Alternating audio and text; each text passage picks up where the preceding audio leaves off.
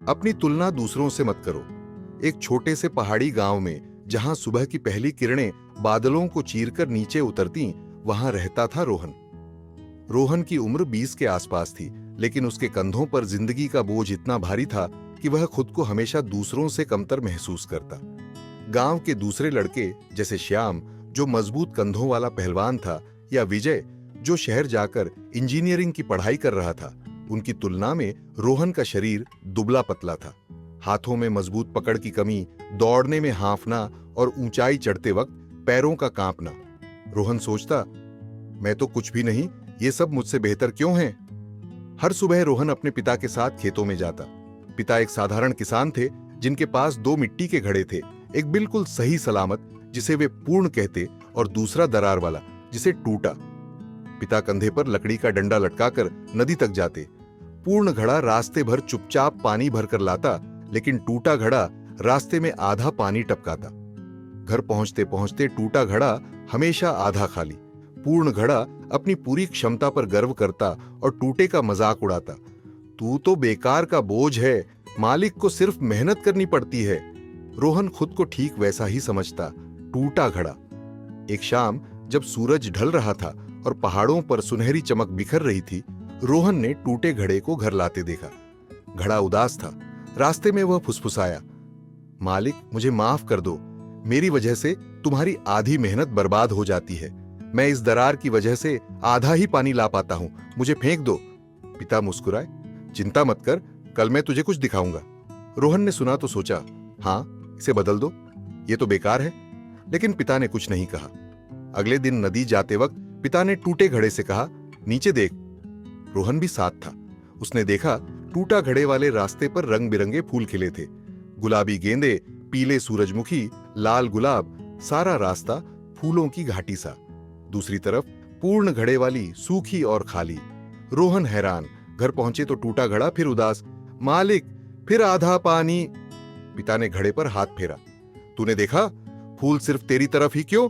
मैं तेरी दरार को सालों से जानता था, इसलिए तेरे रास्ते पर बीज बोए। तू अनजाने में उन्हें सींचता रहा। आज ये फूल गांव भर को खुशियां बांटते हैं। पूर्ण घड़ा तो सिर्फ पानी लाता, लेकिन तूने सुंदरता दी। तेरी कमी ही तेरी सबसे बड़ी ताकत बनी। टूटा घड़ा गर्व से भर गया। यह देख रोहन स्तब्ध। रात भर नींद न आई।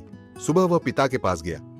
पिताजी, क्या मेरी कमजोरियां भी ऐसी ही हैं? पिता ने रोहन को खेत दिखाया। देख, तेरी पतली उंगलियां अनाज चुनने में तेज हैं। श्याम तो भारी काम करता, लेकिन तू छोटे छोटे दाने भी नहीं छोड़ता। विजय शहर गया, लेकिन तू गांव की मिट्टी समझता है। तुलना मत कर, हर कोई अलग है।